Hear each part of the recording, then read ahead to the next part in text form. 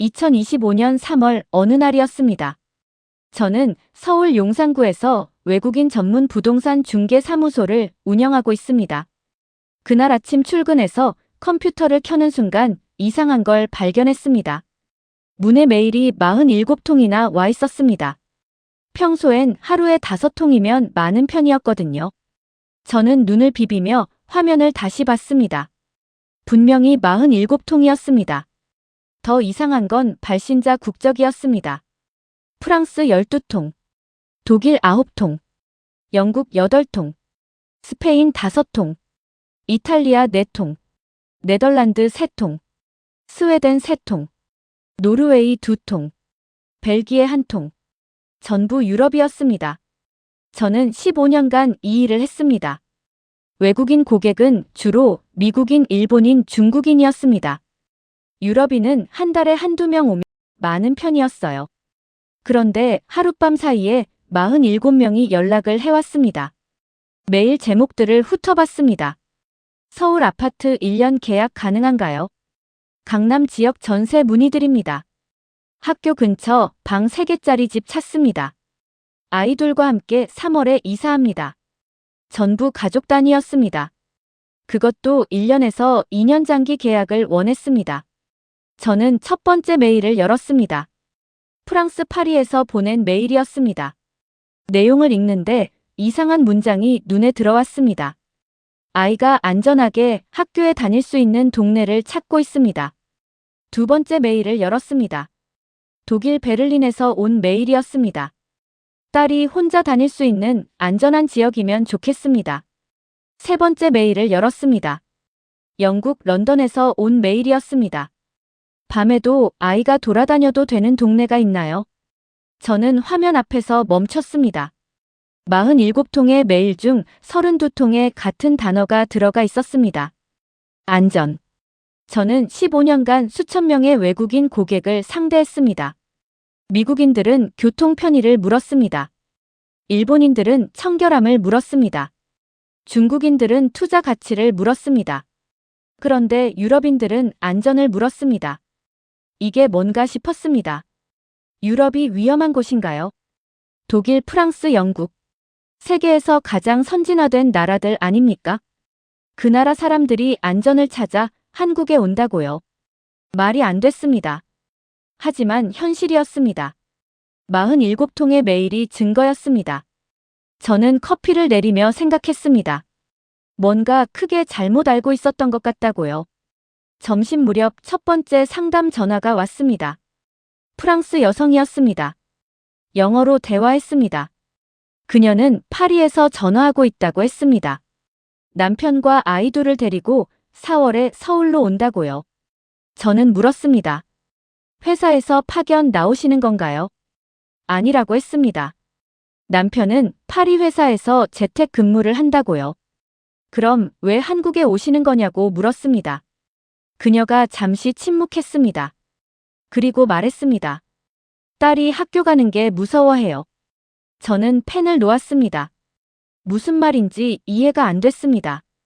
10살짜리가 학교를 무서워한다고요. 그녀가 설명하기 시작했습니다.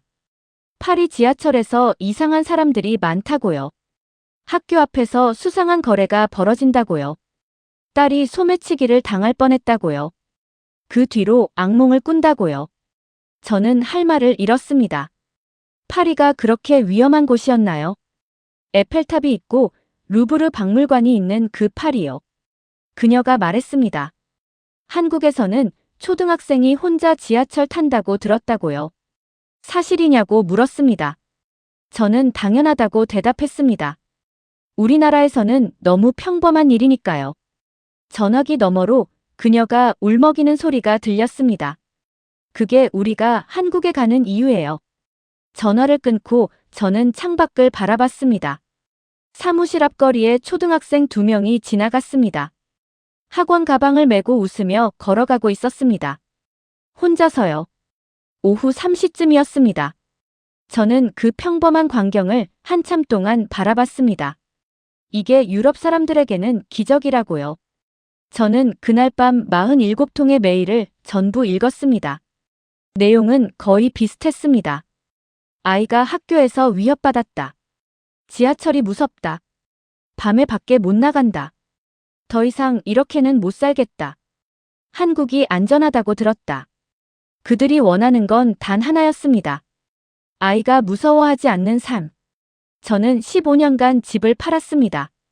교통 좋은 집, 학군 좋은 집, 전망 좋은 집. 그런 걸 팔았습니다. 하지만 이 사람들은 달랐습니다. 안전을 사려고 지구 반대편까지 온 거였습니다. 저는 그날 밤 잠을 설쳤습니다. 머릿속에서 질문이 떠나지 않았습니다. 도대체 유럽에서 무슨 일이 벌어지고 있는 거지? 일주일이 지났습니다. 문의 메일은 줄어들지 않았습니다. 오히려 늘어났습니다. 하루 평균 23통이었습니다. 저는 직원 2명을 추가로 고용해야 했습니다. 유럽 고객 전담팀이 필요해진 겁니다. 15년간 이런 적은 한 번도 없었습니다. 첫 번째 가족이 도착하는 날이었습니다. 인천공항으로 마중을 나갔습니다. 피켓을 들고 입국장 앞에 섰습니다. 밀러 패밀리라고 적었습니다. 독일 베를린에서 오는 가족이었습니다. 입국장 문이 열릴 때마다 사람들이 쏟아져 나왔습니다. 저는 눈을 의심했습니다. 유럽인들이 끊임없이 나오고 있었습니다. 대형 캐리어를 끄는 부모들, 피곤해 보이는 아이들, 프랑스어가 들렸습니다. 독일어가 들렸습니다. 영어로 대화하는 가족도 보였습니다. 10가족, 20가족, 셀 수가 없었습니다. 이게 다 장기 체류자들인가요? 관광객치고는 짐이 너무 많았습니다. 캐리어가 서너 개씩이었습니다. 이삿짐 수준이었습니다. 밀러 가족이 손을 들었습니다. 40대 중반 부부와 2아이였습니다. 남편 토마스와 아내 카트린, 12살 아들 루카스와 9살 딸 안나. 얼굴에 피로가 역력했지만 표정은 밝았습니다. 차로 이동하는 길에 저는 물었습니다. 베를린에서 오셨죠? 비행기는 어떠셨어요? 토마스가 웃으며 대답했습니다. 길었지만 괜찮았다고요. 옆자리 가족도 서울에 온다고 했다네요. 저는 깜짝 놀랐습니다. 같은 비행기에 또 있었다고요. 토마스가 고개를 끄덕였습니다. 자기가 아는 것만 3가족이라고요. 전부 아이들 때문에 온다고 했답니다. 저는 핸들을 잡은 채 생각했습니다. 비행기 한 대에 3가족이면 일주일에 몇 가족이 오는 거지. 한 달이면, 1년이면. 숫자가 머릿속에서 커졌습니다. 호텔에 도착해서 짐을 내렸습니다. 내일 집을 보러 가기로 했습니다. 헤어지기 전에 카트린이 저를 불러 세웠습니다. 그녀의 눈이 빨갛게 충혈되어 있었습니다. 울었던 것 같았습니다. 여기선 정말 아이들이 혼자 다녀도 돼요. 저는 당연하다고 대답했습니다. 카트린의 눈에서 눈물이 흘러내렸습니다. 그녀가 작은 목소리로 말했습니다. 베를린에서는 꿈도 못 꿨어요. 저는 그녀에게 휴지를 건넸습니다. 무슨 일이 있었는지 물었습니다. 카트린이 이야기하기 시작했습니다. 작년 가을이었다고 합니다. 딸 안나가 학교에서 돌아오지 않았습니다. 오후 4시가 지나도 안 왔습니다. 5시가 지나도 안 왔습니다. 카트린은 미칠 것 같았다고 합니다. 경찰에 신고하려던 순간 안나가 울면서 들어왔습니다. 지하철에서 무슨 일이 있었던 겁니다. 이상한 남자가 계속 따라왔다고요. 안나는 무서워서 반대 방향 열차를 탔습니다. 그래서 집에 늦은 거였습니다. 카트린의 목소리가 떨렸습니다. 그날 밤부터 안나는 악몽을 꿨다고 합니다. 학교 가기 싫다고 울었다고요. 아침마다 배가 아프다고 했습니다. 선생님이 전화해서 말했답니다. 안나가 수업 시간에 계속 창밖을 본다고요. 집에 가고 싶다고 한다고요. 카트린은 그때부터 매일 데리러 갔습니다. 아침에 데려다주고 오후에 데리러 가고요. 하지만 그게 답은 아니었습니다. 안나는 9살이었습니다. 혼자 다닐 나이였습니다. 그런데 베를린에서는 불가능했습니다. 저는 조용히 듣고 있었습니다. 카트린이 말을 이었습니다. 아들 루카스도 마찬가지였다고요. 12살인데 혼자밖에 못 나갔습니다. 친구 집에 가려면 부모가 데려다 줘야 했습니다. 밤에는 절대 외출 금지였습니다. 주말에도 집에만 있었습니다. 친구를 사귀기 어려웠습니다. 루카스는 점점 우울해졌습니다. 성적이 떨어지기 시작했습니다. 토마스와 카트린은 밤새 이야기했다고 합니다. 이렇게는 못 살겠다고요. 그때 친구가 한국 얘기를 해줬습니다. 서울에서 3년 살았던 친구였습니다. 한국에서는 초등학생이 밤 9시까지 학원에 다닌다고요. 혼자서요. 지하철 타고요. 카트린은 처음에 안 믿었다고 합니다. 요즘 세상에 그런 곳이 어디 있냐고요. 하지만 인터넷에서 찾아봤습니다. 유튜브 영상을 봤습니다. 한국 아이들이 혼자 편의점 가는 영상이었습니다. 밤 8시예요. 아무도 걱정하지 않았습니다. 카트린은 눈물을 흘리며 그 영상을 봤다고 합니다. 그게 자기 딸에게 주고 싶은 삶이라고요. 토마스가 회사에 제안했습니다. 1년만 한국에서 재택으로 일하게 해달라고요. 회사는 처음에 거절했습니다. 하지만 토마스가 계속 설득했습니다. 3개월 걸렸습니다. 결국 승인이 났습니다. 베를린 집은 새놓았습니다. 그 돈으로 서울 생활비를 충당할 계획이었습니다. 카트린이 제 손을 잡았습니다. 1년만이에요. 1년만 안나가 무서워하지 않았으면 좋겠어요. 저는 고개를 끄덕였습니다. 목이 막혀서 말이 나오지 않았습니다. 호텔을 나와 차에 탔습니다. 핸들을 잡은 채 한참을 앉아 있었습니다. 9살 아이가 지하철이 무서워서 학교를 못 간다. 12살 아이가 친구 집에 혼자 못 간다. 이게 독일의 현실인 겁니다. 세계에서 가장 잘 사는 나라 중 하나인 독일. 그 나라 부모들이 지구 반대편까지 도망쳐 오고 있었습니다. 안전을 찾아서요. 저는 창밖을 봤습니다. 서울거리에 초등학생들이 걸어가고 있었습니다. 학원 끝나고 집에 가는 길인 것 같았습니다. 저녁 7시였습니다. 아이들은 웃으며 수다를 떨고 있었습니다. 누구도 뛰지 않았습니다. 누구도 주변을 두리번거리지 않았습니다. 그냥 평범하게 걷고 있었습니다. 저는 그 광경을 보며 생각했습니다. 이게 당연한 게 아니었구나. 우리가 너무 당연하게 여기고 있었던 거구나. 시동을 걸고 출발했습니다. 머릿속에서 카트린의 말이 떠나지 않았습니다. 1년만 안나가 무서워하지 않았으면 좋겠다. 그게 그녀의 소원이었습니다. 저는 47통의 메일을 떠올렸습니다. 그 사람들 모두 같은 소원일까요? 저는 아직 몰랐습니다.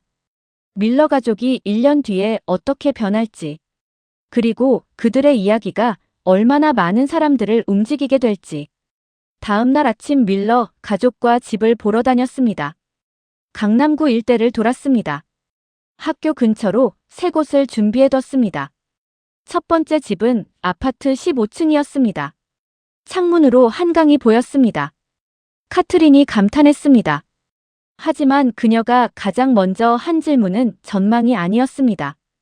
여기서 학교까지 아이들이 혼자 걸어갈 수 있어요. 저는 창밖을 가리켰습니다. 아파트 단지 안에 초등학생들이 보였습니다.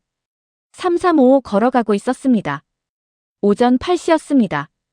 등교 시간이었습니다. 부모 없이 아이들끼리만 다니고 있었습니다. 카트린이 유리창에 손을 대고 한참을 바라봤습니다. 토마스가 옆에 서서 아내 어깨를 감쌌습니다. 두 사람 다 아무 말이 없었습니다. 뒷자리에서 안나가 물었습니다. 엄마, 저 아이들 엄마는 어디 있어? 카트린이 돌아보며 대답했습니다.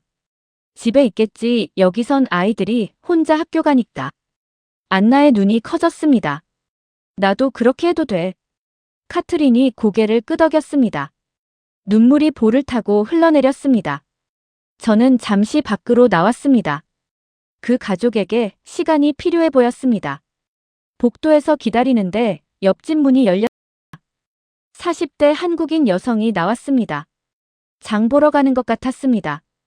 그녀가 저를 보며 물었습니다. 새로 이사 오시는 분이냐고요? 저는 외국인 가족이 집을 보러 왔다고 설명했습니다. 그녀가 고개를 끄덕였습니다. 요즘 외국인 많이 오더라고요. 우리 아파트에도 프랑스 가족이 2달 전에 왔어요. 저는 귀가 번쩍 뜨였습니다. 프랑스 가족이요. 내 아이가 둘인데 처음에는 엄마가 매일 학교 데려다 줬어요. 근데 지금은 안 그래요. 우리 딸이랑 같이 가요. 저는 물었습니다. 적응을 잘 했나 보다고요. 그녀가 웃었습니다. 처음에는 무서워했대요. 혼자 다니는 게. 여기선 다들 그러니까 금방 따라 하더라고요. 저는 그 말을 기억해뒀습니다. 집을 다 보고 난 뒤 점심을 먹었습니다. 근처 식당에서 된장찌개를 시켰습니다. 밀러 가족은 한식이 처음이라고 했습니다. 하지만 잘 먹었습니다. 루카스가 특히 좋아했습니다. 밥을 2공기나 먹었습니다. 식사 중에 토마스가 물었습니다. 다른 유럽 가족들도 많이 오냐고요. 저는 솔직하게 대답했습니다. 요즘 문의가 폭주하고 있다고요. 일주일에 100통이 넘는다고요. 토마스가 고개를 끄덕였습니다. 베를린 친구들도 관심 있어 해요. 저희 얘기 듣고요. 저는 물었습니다. 뭘 물어보냐고요. 비자는 어떻게 받았냐, 집은 어떻게 구하냐, 안전한 게 정말이냐. 토마스가 웃으며 말했습니다. 정말이라고 했죠. 오늘 아침에 본 거 그대로요. 카트린이 끼어들었습니다. 자기 동생도 오고 싶어 한다고요. 파리에 사는 동생이라고 했습니다. 아이가 셋인데 학교 보내기가 너무 힘들다고요. 매일 데려다주고 데리러 가야 한다고요. 저는 명함을 건넸습니다. 동생분께 전해달라고요. 카트린이 명함을 받으며 말했습니다. 이미 10명한테 당신 연락처 줬어요. 저는 웃었습니다. 하지만 속으로는 놀랐습니다. 한 가족이 10명에게 추천한다면, 그 10명이 또 10명에게 추천한다면 숫자가 기하급수적으로 늘어날 겁니다. 점심을 마치고 첫 번째 집으로 계약하기로 했습니다. 한강이 보이는 15층 아파트였습니다. 계약서를 작성하는 동안 안나가 창밖을 계속 봤습니다. 학교 끝나고 집으로 가는 아이들이 보였습니다. 안나의 얼굴에 미소가 번졌습니다. 계약을 마치고 헤어졌습니다. 이사는 일주일 뒤로 잡았습니다. 사무실로 돌아오는 길에 전화가 왔습니다. 영국 번호였습니다. 런던에서 온 전화였습니다. 40대 남자 목소리였습니다. 5월에 가족과 서울로 간다고 했습니다. 아내와 딸 둘이라고요. 저는 물었습니다. 회사에서 파견 나오시는 거냐고요. 아니라고 했습니다. 런던 금융회사에서 재택으로 일한다고요. 저는 또 물었습니다. 왜 한국이냐고요. 그가 한숨을 쉬었습니다. 그리고 이야기하기 시작했습니다.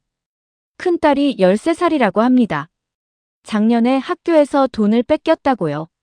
복도에서요. 주머니에 있던 용돈 전부를요. 딸은 무서워서 아무한테도 말 못했습니다. 한 달 뒤에야 부모에게 털어놨습니다. 그때부터 딸은 학교를 싫어하게 됐습니다. 성적이 떨어졌습니다. 친구도 안 만났습니다. 방에만 있었습니다. 작은 딸은 10살이었습니다. 언니가 그런 일을 당한 걸 알고 무서워하기 시작했습니다. 학교 가기 전날 밤마다 울었습니다. 배가 아프다고 했습니다. 병원에 가면 아무 이상 없다고 했습니다. 심리적인 거라고요. 그 남자가 말했습니다. 딸들이 웃는 걸 못 본 지 6개월이에요. 저는 할 말이 없었습니다. 그가 말을 이었습니다. 한국 다큐멘터리를 봤다고요. 서울 아이들이 밤에 학원 다니는 거요. 혼자서요. 아내와 함께 봤다고 합니다. 아내가 울었다고요. 저런 삶을 딸들에게 주고 싶다고요. 그래서 결정했다고 합니다. 무슨 수를 써서든 한국에 가겠다고요. 회사를 3개월간 설득했다고 합니다. 연봉을 10% 깎는 조건으로 승인이 났다고요. 런던 집은 세놓았다고 합니다. 그 돈이면 서울에서 충분히 산다고요. 그가 마지막으로 말했습니다. 1년만 딸들이 무서워하지 않으면 그걸로 충분해요. 전화를 끊고 저는 창밖을 봤습니다. 해가 지고 있었습니다. 저녁 6시였습니다. 거리에 아이들이 보였습니다. 학원 끝나고 집에 가는 길이었습니다. 혼자 걷는 아이도 있었습니다. 친구와 함께 가는 아이도 있었습니다. 누구도 뛰지 않았습니다.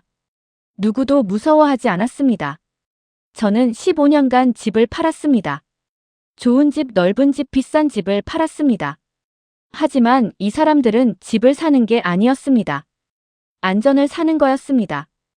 아이가 무서워하지 않는 삶을 사는 거였습니다. 그날 밤 저는 인터넷을 검색했습니다. 유럽 치안 현황을 찾아봤습니다. 충격적인 기사들이 쏟아졌습니다. 파리 지하철 범죄율 5년간 40% 증가. 베를린 청소년 대상 범죄 역대 최고.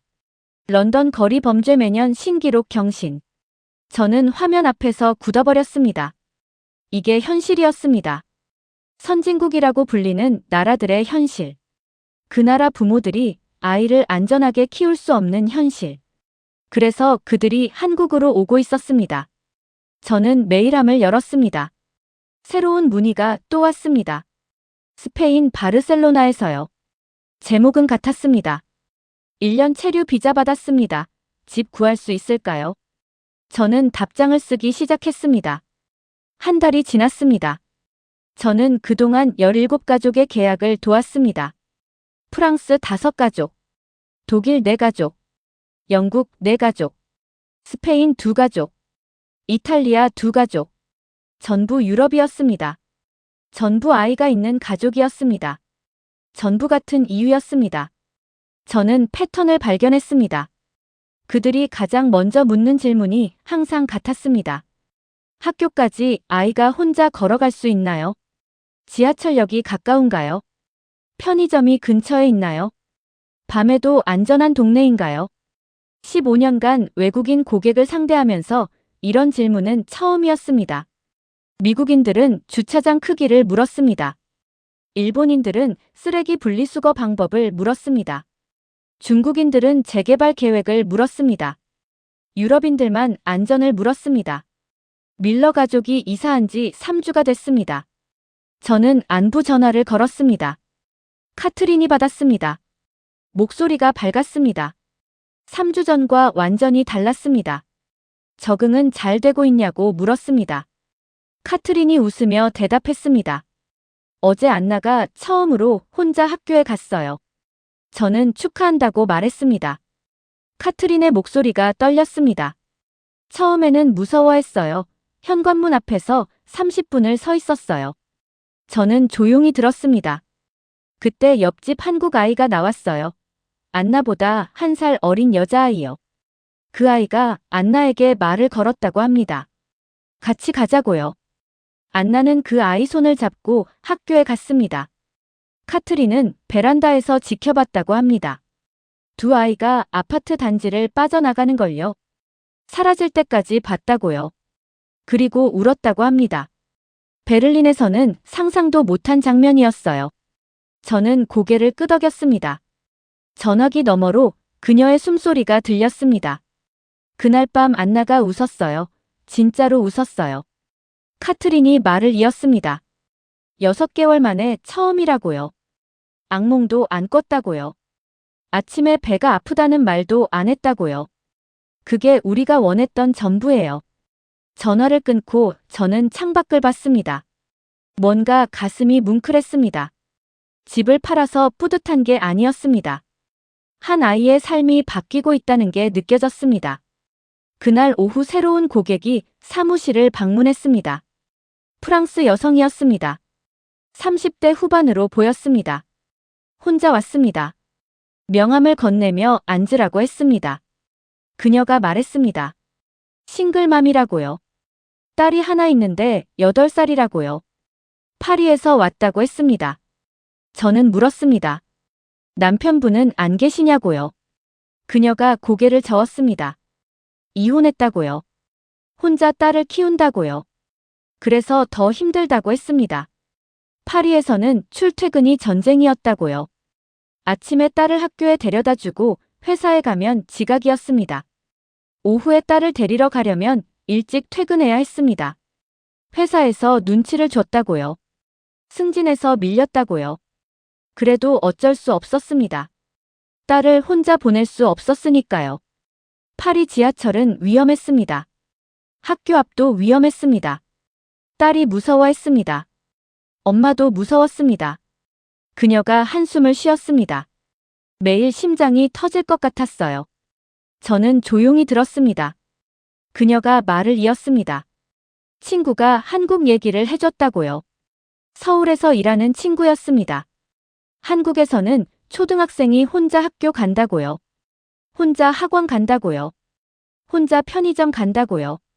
처음에는 믿지 않았다고 합니다. 인터넷으로 찾아봤다고요. 유튜브 영상을 봤다고요. 한국 아이들이 밤에 혼자 돌아다니는 영상이었습니다. 그녀는 그 영상을 보며 울었다고 합니다. 저런 삶을 딸에게 주고 싶었어요. 그래서 결심했다고 합니다. 회사에 재택근무를 요청했다고요. 거절당했다고요. 그래서 퇴사했다고 합니다. 저는 깜짝 놀랐습니다.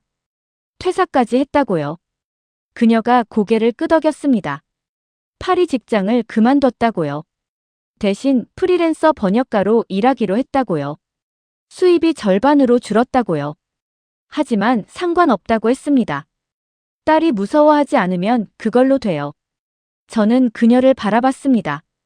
직장을 버리고 수입을 절반으로 줄이면서까지 한국에 온 여자. 딸 하나 때문에요. 그녀가 가방에서 사진을 꺼냈습니다. 8살 여자아이 사진이었습니다. 금발의 파란 눈이었습니다.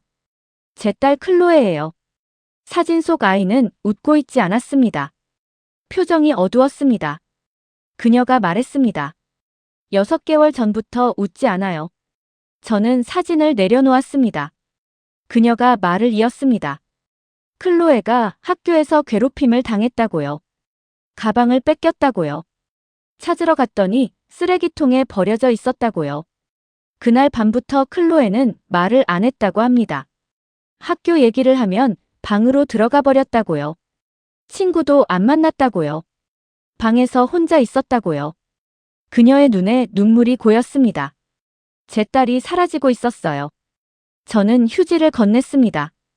그녀가 눈물을 닦으며 말했습니다. 여기서 클로에가 다시 웃었으면 좋겠어요. 그게 제 소원이에요. 저는 고개를 끄덕였습니다. 좋은 집을 찾아주겠다고 약속했습니다. 학교 근처에, 안전한 동네에, 아이가 혼자 다닐 수 있는 곳에. 그녀가 고맙다고 말했습니다. 상담을 마치고 그녀가 떠났습니다. 저는 한참 동안 창밖을 바라봤습니다. 퇴사까지 하고 온 싱글맘. 수입이 절반으로 줄었는데도 온 엄마. 딸이 웃는 걸 보려고 지구 반대편까지 온 엄마. 저는 생각했습니다. 이 사람들에게 한국은 뭘까? 피난처인가? 낙원인가? 아니면 마지막 희망인가? 그날 저녁 퇴근길에 편의점에 들렀습니다. 음료수를 사려고요. 계산대 앞에 초등학생이 서 있었습니다. 여자아이였습니다. 8살쯤 되어 보였습니다. 아이스크림을 사고 있었습니다. 혼자였습니다. 저녁 8시였습니다. 아이는 1,000원짜리 2장을 내밀었습니다. 거스름돈을 받아서 주머니에 넣었습니다. 아이스크림을 들고 나갔습니다. 누구도 이상하게 쳐다보지 않았습니다. 너무나 평범한 풍경이었습니다. 저는 그 아이가 나가는 걸 봤습니다. 어둠 속으로 걸어가는 작은 뒷모습. 그 아이는 무섭지 않은 것 같았습니다. 뛰지도 않았습니다. 그냥 아이스크림을 먹으며 천천히 걸었습니다. 저는 문득 클로에를 떠올렸습니다. 파리에서는 이게 불가능했던 아이. 6개월째 웃지 않는 아이. 그 아이도 언젠가 이렇게 될 수 있을까요?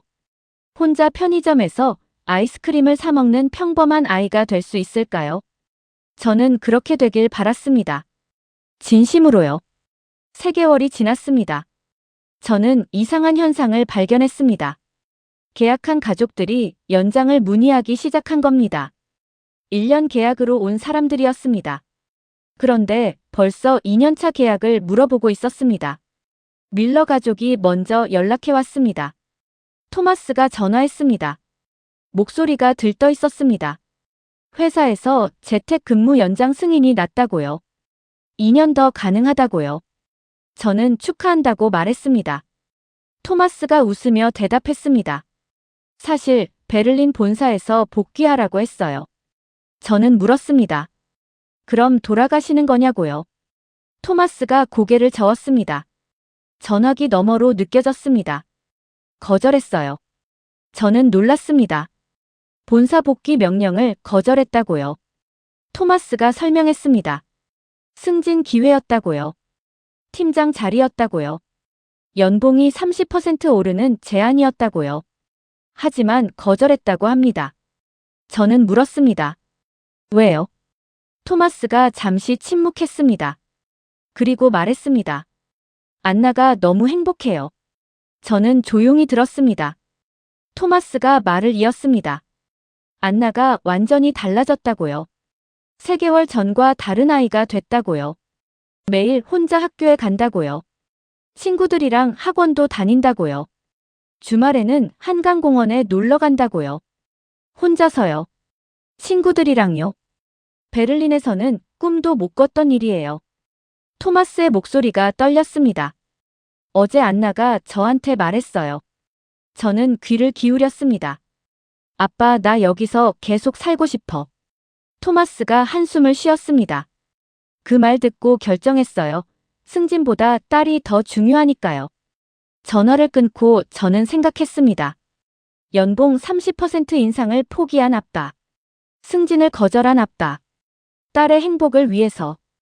이게 진짜인가 싶었습니다. 하지만 진짜였습니다. 그리고 밀러 가족만 그런 게 아니었습니다. 일주일 뒤 프랑스 싱글맘 소피가 연락해왔습니다. 클로의 엄마였습니다. 그녀의 목소리도 밝았습니다. 3개월 전과 완전히 달랐습니다. 저는 물었습니다. 클로에는 잘 지내냐고요. 그녀가 웃으며 대답했습니다. 어제 클로에가 웃었어요. 저는 축하한다고 말했습니다. 그녀가 울먹였습니다. 9개월 만이에요. 저는 말을 잇지 못했습니다. 그녀가 이야기했습니다. 클로에가 처음 한 달은 힘들어했다고요. 말도 안 통하고 친구도 없었다고요. 학교 가기 싫다고 울었다고요. 하지만 2달째부터 달라졌다고 합니다. 한국 아이가 말을 걸었다고요. 같은 반 여자아이였다고요. 영어를 조금 할 줄 알았다고요. 그 아이가 클로에를 데리고 다녔다고 합니다. 학교에서, 급식실에서, 운동장에서 클로에가 조금씩 웃기 시작했다고요. 그리고 어제 클로에가 혼자 편의점에 갔다 왔다고 합니다. 처음이었다고요. 아이스크림을 사왔다고요. 현관문을 열고 들어오면서 웃었다고요. 엄마, 나 혼자 갔다 왔어. 소피는 그 말을 듣고 울었다고 합니다. 파리에서는 절대 못할 일이었어요. 저는 고개를 끄덕였습니다. 전화기 너머로 그녀의 숨소리가 들렸습니다. 직장 그만둔 거 하나도 안 후회해요. 그녀가 말했습니다. 수입이 절반으로 줄었지만 괜찮다고요. 클로에가 웃으니까요. 그게 전부라고요. 저는 전화를 끊고 메모를 했습니다. 밀러 가족 2년 연장. 소피 가족 연장 희망. 만족도 매우 높음. 패턴이 보이기 시작했습니다. 1년으로 온 사람들이 떠나지 않고 있었습니다. 오히려 더 머물고 싶어 했습니다. 저는 데이터를 정리하기로 했습니다. 3개월간 계약한 17가족에게 연락했습니다. 간단한 질문을 했습니다. 적응은 잘 되셨나요? 만족하시나요? 연장 계획이 있으신가요? 결과는 충격적이었습니다. 17가족 중 15가족이 연장을 원했습니다. 88%였습니다. 만족도를 10점 만점으로 물었습니다. 평균 9.2점이었습니다. 가장 만족하는 요소를 물었습니다. 17가족 전부 같은 대답이었습니다. 아이들 안전. 저는 화면을 보며 생각했습니다. 이건 우연이 아니었습니다. 확실한 패턴이었습니다. 그날 저녁 퇴근하려는데 전화가 왔습니다. 영국 번호였습니다. 런던에서 온 전화였습니다. 여자 목소리였습니다. 자기 소개를 했습니다. 사라라고요. 작가라고요. 저는 물었습니다. 집을 구하시려고요. 아니라고 했습니다. 인터뷰를 하고 싶다고요. 저는 의아했습니다. 무슨 인터뷰요? 그녀가 설명했습니다. 블로그를 운영한다고요. 런던 작가의 서울 생활이라는 블로그라고요. 6개월 전에 서울로 왔다고요. 남편과 아이 둘을 데리고요. 저는 기억이 났습니다. 그녀의 이름이 고객 명단에 있었습니다. 다른 중개사가 담당했던 가족이었습니다. 그녀가 말했습니다. 블로그에 서울 생활을 기록하고 있다고요.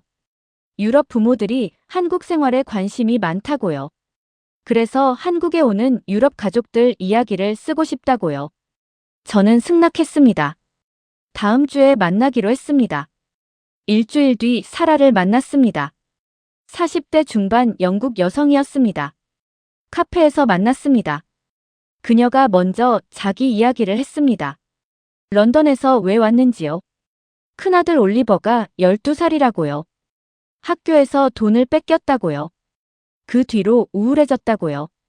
작은 딸 엠마는 9살이라고요. 오빠 일을 알고 무서워하기 시작했다고요. 학교 가기 전날마다 울었다고요. 그래서 한국에 왔다고 합니다. 6개월이 지났다고요. 저는 물었습니다. 지금은 어떠시냐고요.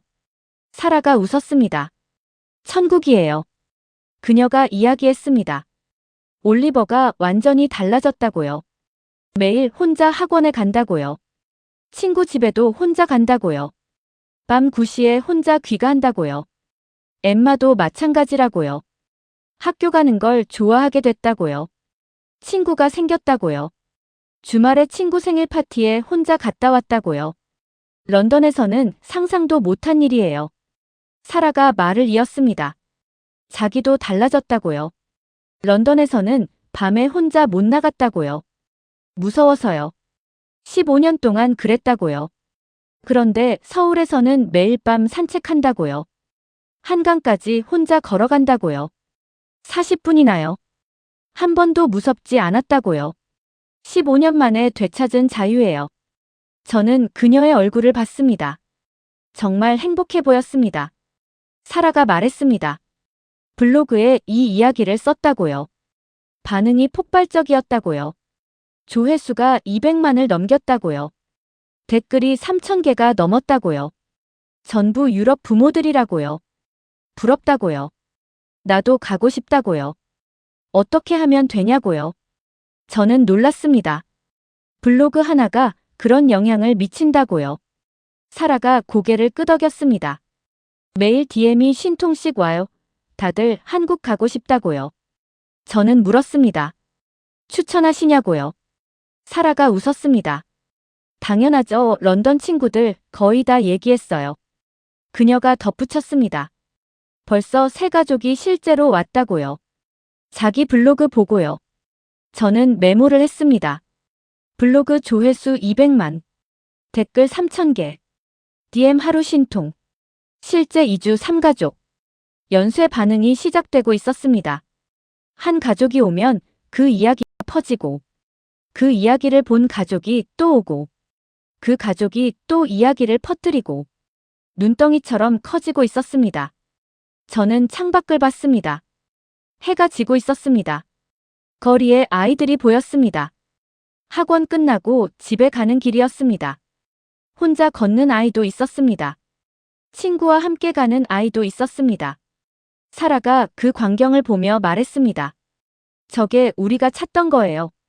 저는 고개를 끄덕였습니다. 그녀가 조용히 덧붙였습니다. 한국 사람들은 저게 얼마나 소중한지 모르는 것 같아요. 저는 대답하지 못했습니다. 그녀 말이 맞았습니다. 우리에게는 너무 당연한 풍경이었으니까요. 6개월이 지났습니다. 저는 이상한 숫자를 발견했습니다. 출입국 관리사무소에서 데이터를 요청했습니다. 유럽 국적 장기 체류 비자 통계였습니다. 담당자가 화면을 보여줬습니다.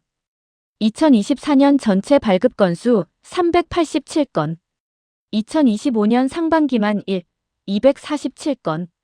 저는 숫자를 다시 확인했습니다. 6개월 만에 3배가 넘었습니다. 담당자가 말했습니다. 하반기는 더 늘어날 것 같다고요.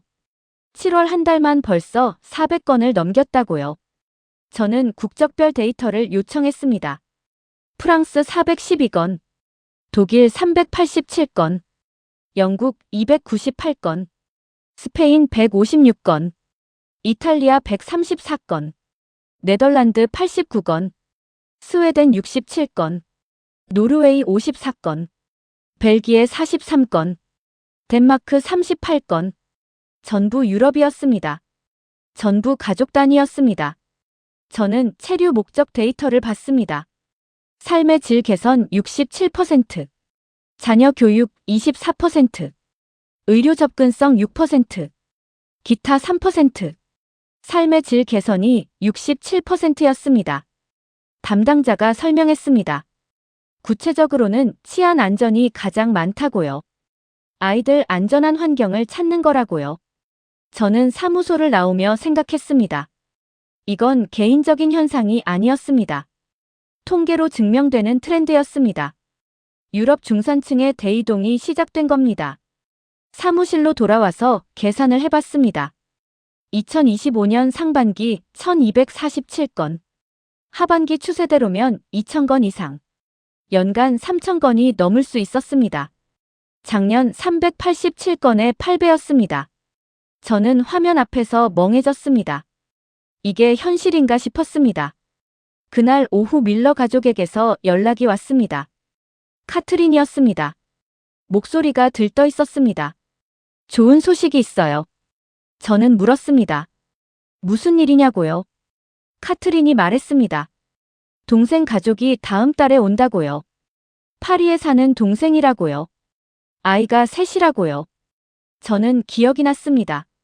3개월 전에 명함을 전해달라고 했던 동생이었습니다. 카트린이 말을 이었습니다.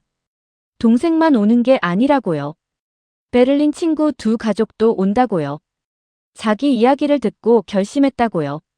저는 놀랐습니다. 한 가족이 3 가족을 데려온 겁니다. 카트린이 웃으며 말했습니다. 솔직히 저도 놀랐어요. 이렇게 반응이 좋을 줄 몰랐어요. 그녀가 설명했습니다. 베를린 엄마들 모임에서 자기가 스타가 됐다고요. 다들 부러워한다고요. 어떻게 한국에 갔냐고 물어본다고요. 비자는 어떻게 받았냐고요. 집은 어떻게 구했냐고요. 학교는 어떻게 보내냐고요. 카트린은 전부 알려줬다고 합니다. 자기가 아는 모든 정보를요. 우리도 도움받고 왔으니까요. 저는 고개를 끄덕였습니다. 연쇄 반응이 가속화되고 있었습니다. 일주일 뒤 프랑스 싱글맘 소피에게서도 연락이 왔습니다. 그녀도 비슷한 소식이었습니다. 파리 친구 4명이 한국행을 결심했다고요. 자기 이야기를 듣고요. 저는 계산을 해봤습니다. 밀러 가족이 3 가족을 데려오고, 소피가 4 가족을 데려오고, 사라의 블로그를 보고 3 가족이 왔고, 이미 10가족이 추가로 오고 있었습니다. 제가 담당한 17가족에서 시작해서요. 그리고 그 10가족이 또 다른 가족을 데려올 겁니다. 기하급수적으로 늘어나고 있었습니다. 저는 엑셀 파일을 열었습니다. 6개월간의 데이터를 정리했습니다. 총 계약 가족 47가족, 유럽 국적 43가족, 비자 연장 희망 41가족, 연장률 87%, 만족도 평균 9.4점, 가장 만족하는 요소 아이들, 안전 100%. 숫자가 모든 걸 말해주고 있었습니다. 그날 저녁 사라에게서 메시지가 왔습니다. 블로그 업데이트 알림이었습니다. 새 글이 올라왔습니다. 제목은 서울 6개월 그리고 결정이었습니다. 저는 글을 읽기 시작했습니다. 사라가 쓴 내용이었습니다. 런던 본사에서 남편에게 복귀 명령이 내려왔다고요. 프로젝트가 있으니 돌아오라고요. 남편 데이비드는 거절했다고 합니다. 회사가 놀랐다고요. 런던 본사 복귀를 거절한 사람이 처음이라고요. 사라가 썼습니다. 우리는 결정했다고요.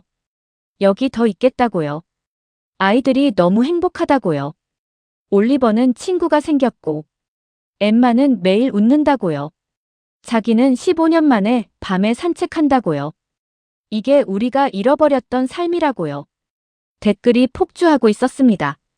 저는 스크롤을 내리며 읽었습니다. 런던 엄마가 썼습니다. 남편이 회사에 재택 요청했다고요. 이 글 보고 용기 냈다고요. 맨체스터 아빠가 썼습니다. 다음 달 서울 간다고요. 비자 받았다고요. 글래스고 엄마가 썼습니다. 울면서 읽었다고요. 우리 딸도 학교 무서워한다고요. 꼭 갈 거라고요. 파리 아빠가 썼습니다. 회사 설득 중이라고요. 이 글을 프린트해서 보여줬다고요. 댓글이 4,000개를 넘어가고 있었습니다.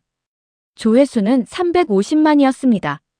저는 화면을 보며 생각했습니다. 이건 더 이상 개인의 선택이 아니었습니다. 사회적 현상이 되고 있었습니다.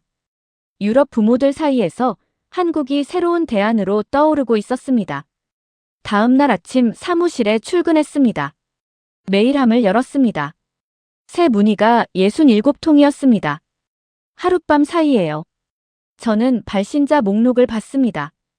프랑스 21통, 독일 18통, 영국 15통, 스페인 6통, 이탈리아 4통, 스웨덴 3통. 제목들을 훑어봤습니다.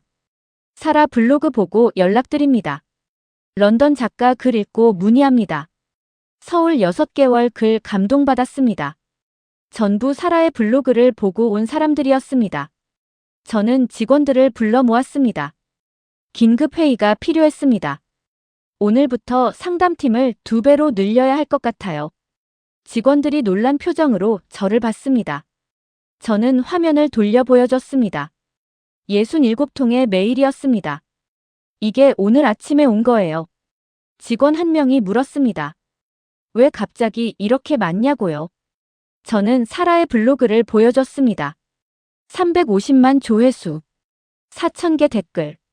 이 글 하나가 이렇게 만든 거예요. 저는 창밖을 봤습니다. 출근하는 직장인들이 보였습니다. 학교 가는 아이들이 보였습니다.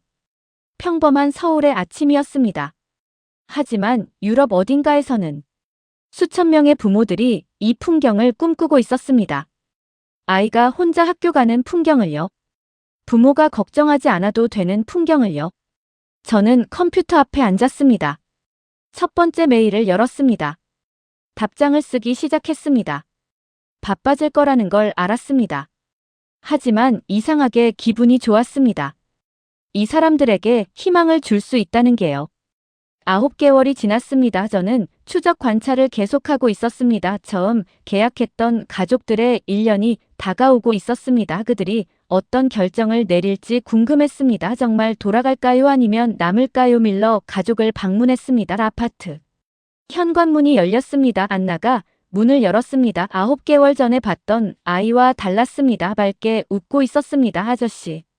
오랜만이에요. 한국어였습니다. 저는 깜짝 놀랐습니다. 안나가 한국어를 하고 있었습니다. 거실로 들어갔습니다. 카트린이 커피를 내왔습니다. 토마스도 자리에 앉았습니다. 저는 안나를 보며 물었습니다. 한국어를 배웠냐고요? 카트린이 웃으며 대답했습니다. 학교에서 배운다고요? 친구들이랑 대화하려고 열심히 한다고요? 안나가 끼어들었습니다. 나 이제 편의점에서 혼자 계산해요. 저는 고개를 끄덕였습니다. 9개월 전 지하철이 무서워서 악몽 꾸던 아이였습니다. 지금은 혼자 편의점에서 한국어로 계산하고 있었습니다. 저는 본론을 꺼냈습니다. 비자가 3개월 뒤에 만료된다고요. 어떻게 하실 거냐고요. 토마스와 카트린이 서로를 봤습니다. 그리고 토마스가 말했습니다. 다영주권 신청하려고요. 저는 귀를 의심했습니다. 다영주권이요. 토마스가 고개를 끄덕였습니다. 베를린 안 돌아갈 거예요. 저는 놀라서 물었습니다. 회사는 어떻게 하시냐고요. 토마스가 설명했습니다. 한국 지사로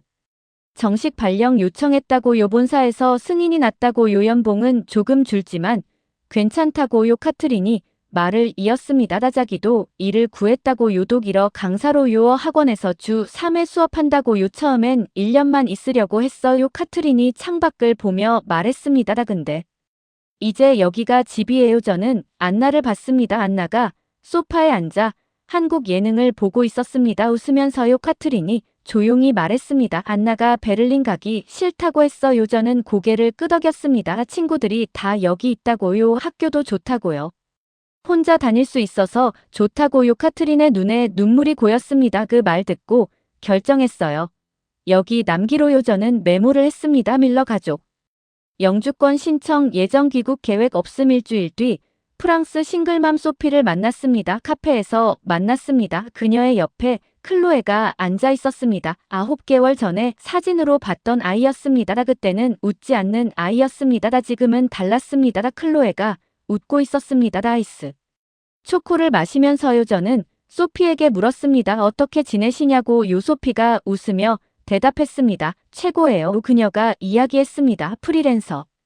번역 일이 잘 되고 있다고요. 한국 회사들 의뢰가 많다고요. 프랑스어 수요가 늘고 있다고요. 수입이 파리 때보다 오히려 늘었다고요. 저는 놀랐습니다. 파리 직장 그만두고 왔는데 수입이 늘었다고요. 소피가 고개를 끄덕였습니다. 여기가 기회가 더 많아요. 그녀가 말을 이었습니다. 생활비도 예상보다 적게 든다고요. 전세라서 월세가 없다고요. 의료비가 거의 안 든다고요. 지난주에 클로에가 감기 걸렸는데 병원비가 15,000원이었다고요. 파리였으면 예약 잡는 데만 일주일 걸렸을 거라고요. 저는 클로에를 봤습니다. 아이스 초코를 다 마시고 창밖을 보고 있었습니다. 저는 물었습니다. 클로에는 어떠냐고. 소피의 얼굴이 환해졌습니다. 완전히 달라졌어요. 소피가 이야기했습니다. 클로에가 이제 혼자 학교에 간다고요. 친구 집에도 혼자 간다고요. 주말에는 친구들이랑 한강공원에 놀러 간다고요. 파리에서는 꿈도 못 꿨던 일이에요. 소피가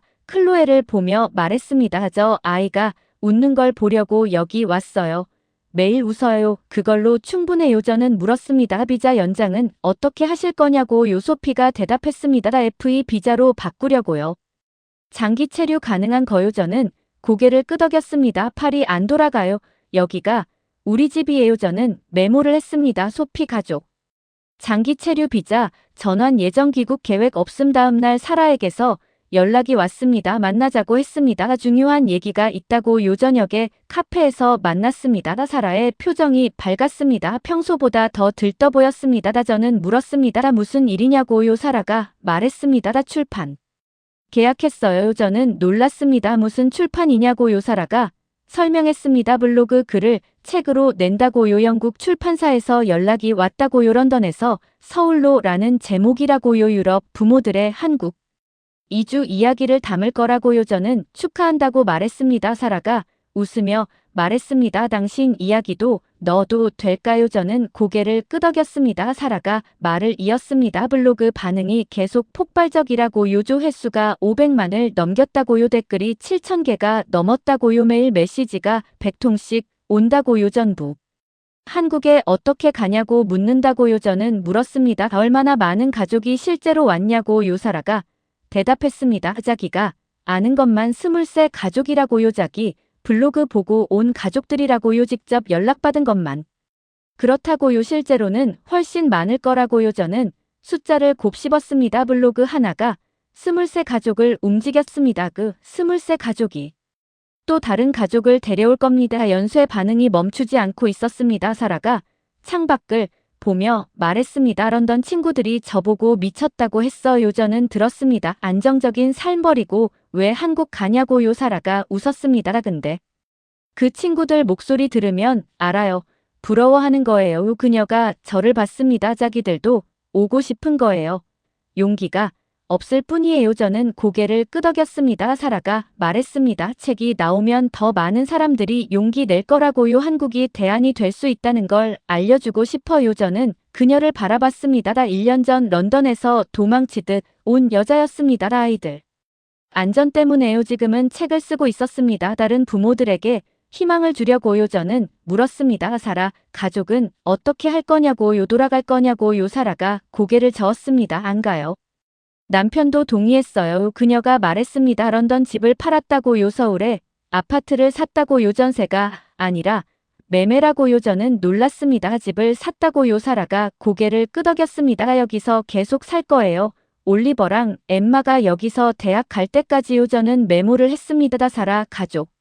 서울 아파트 매매 연구 정착 결정. 저는 집으로 돌아오며 생각했습니다. 1년으로 온 사람들이 영주권을 신청하고 있었습니다. 전세로 온 사람들이 집을 사고 있었습니다. 임시 체류가 영구 정착으로 바뀌고 있었습니다. 저는 9개월간의 데이터를 정리했습니다. 총 계약 가족 47가족 귀국 결정.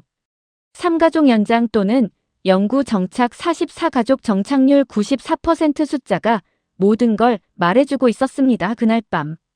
저는 침대에 누워 천장을 바라봤습니다. 9개월 전 47통의 메일로 시작됐습니다. 지금은 수백 가족이 한국으로 오고 있었습니다. 그리고 그들 대부분이 떠나지 않고 있었습니다. 유럽에서 가장 잘 사는 나라들 독일, 프랑스, 영국 그 나라 사람들이 한국에 와서 정착하고 있었습니다. 안전 때문에요. 아이들 때문에요. 저는 창밖을 봤습니다. 서울의 밤이었습니다. 불빛이 반짝이고 있었습니다. 어딘가에서 아이들이 학원을 마치고 집으로 가고 있을 겁니다. 다 혼자서요. 무섭지 않게요. 그게 이 사람들이 찾던 거였습니다. 그리고 그들은 찾았습니다. 여기서요.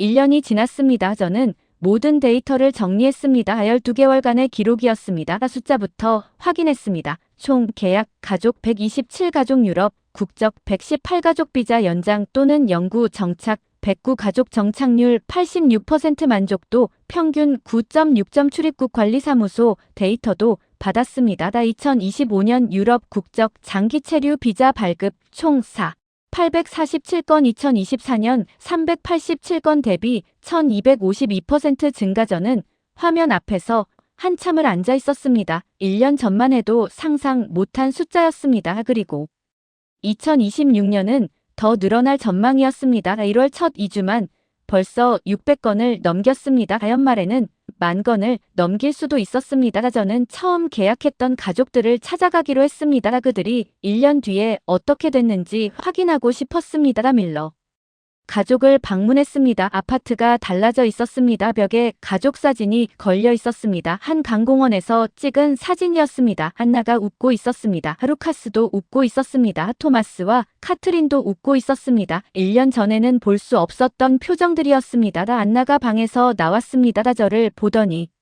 한국어로 인사했습니다. 안녕하세요. 오랜만이에요. 발음이 자연스러웠습니다. 저는 물었습니다. 한국어 많이 늘었네요. 안나가 웃으며 대답했습니다. 학교에서 친구들이랑 매일 써요. 카트린이 커피를 가져왔습니다. 저는 물었습니다. 1년 전과 비교하면 어떠시냐고요. 카트린이 창밖을 보며 말했습니다. 다른 세상이에요. 그녀가 이야기했습니다. 1년 전 베를린에서 안나는 악몽을 꿨다고요. 학교 가기 싫다고 울었다고요. 지하철이 무서웠다고요. 지금 안나는 혼자 지하철 타고 학원 가요. 카트린의 눈에 눈물이 고였습니다. 친구 집에도 혼자 가요. 주말에는 한강공원에 혼자 놀러 가요. 그녀가 저를 봤습니다. 그게 우리가 원했던 전부예요. 저는 고개를 끄덕였습니다. 토마스가 말했습니다. 베를린 친구들이 부러워한다고요. 다들 한국에 오고 싶어 한다고요. 이미 5가족이 자기 추천으로 왔다고요. 저는 메모를 했습니다. 밀러 가족 추천으로 5가족 2주 다음으로 소피 가족을 찾아갔습니다. 작은 아파트였습니다. 하지만 따뜻한 분위기였습니다. 클로에가 거실에서 숙제를 하고 있었습니다. 한국어 숙제였습니다. 저는 놀랐습니다. 클로에가 한국어를 쓰고 있었습니다. 소피가 웃으며 말했습니다. 내년에 한국 학교로 전학할 거예요. 저는 더 놀랐습니다. 국제학교 말고 일반 한국 학교요. 소피가 고개를 끄덕였습니다. 클로에가 원해요. 한국 친구들이랑 같은 학교 다니고 싶대요. 저는 클로에를 봤습니다. 1년 전 사진에서 봤던 아이와 달랐습니다. 그때는 웃지 않는 아이였습니다. 지금은 환하게 웃고 있었습니다. 소피가 말했습니다. 직장 그만두고 온 거 하나도 후회 안 해요. 그녀가 창밖을 보며 말했습니다. 클로에가 웃어요. 매일 웃어요. 그게 전부예요. 저는 집으로 돌아오며 생각했습니다. 이 사람들이 포기한 게 뭘까요? 베를린의 안정된 직장, 런던의 높은 연봉, 파리의 편한 생활, 그걸 다 버리고 한국에 왔습니다. 얻은 건 뭘까요? 아이의 웃음이었습니다. 그게 전부였습니다. 하지만 그게 전부였습니다. 그날 밤 저는 책상에 앉았습니다. 펜을 들었습니다. 편지를 쓰기 시작했습니다. 한국 사람들에게 저는 서울에서 외국인 전문 부동산 중개업을 하는 사람입니다. 15년간 이 일을 했습니다. 지난 1년간 저는 특별한 경험을 했습니다. 유럽에서 온 127가족을 만났습니다. 프랑스, 독일, 영국, 스페인, 이탈리아 세계에서 가장 잘 사는 나라들에서 온 사람들이었습니다. 그들이 한국에 온 이유는 단 하나였습니다. 아이들 안전이었습니다. 베를린에서 온 카트리는 말했습니다. 딸이 지하철을 무서워했다고요. 파리에서 온 소피는 말했습니다. 딸이 학교에서 괴롭힘 당하고 6개월간 웃지 않았다고요. 런던에서 온 사라는 말했습니다. 15년간 밤에 혼자 산책한 적이 없었다고요. 무서워서요. 그들에게 한국은 기적이었습니다. 아이가 혼자 학교에 가는 게 기적이었습니다. 밤에 편의점 가는 게 기적이었습니다. 부모가 걱정하지 않아도 되는 게 기적이었습니다. 한국 사람들에게는 너무 당연한 일입니다. 매일 일어나는 평범한 풍경입니다. 하지만 유럽 부모들에게는 꿈입니다. 그래서 직장을 버리고 왔습니다. 연봉을 삭감당하고 왔습니다. 지구 반대편까지 이사 왔습니다. 아이의 웃음을 위해서요. 한국 사람들에게 묻고 싶습니다. 여러분은 알고 계십니까? 여러분의 나라가 얼마나 안전한지, 여러분의 거리가 얼마나 평화로운지, 여러분의 아이들이 얼마나 행복한 환경에서 자라는지 유럽의 부모들은 알고 있습니다. 그래서 오고 있습니다. 1년에 5천 가족씩, 내년에는 10,000 가족이 올 수도 있습니다. 그들은 한국을 선택했습니다. 안전을 선택했습니다. 아이의 행복을 선택했습니다. 한국 사람들에게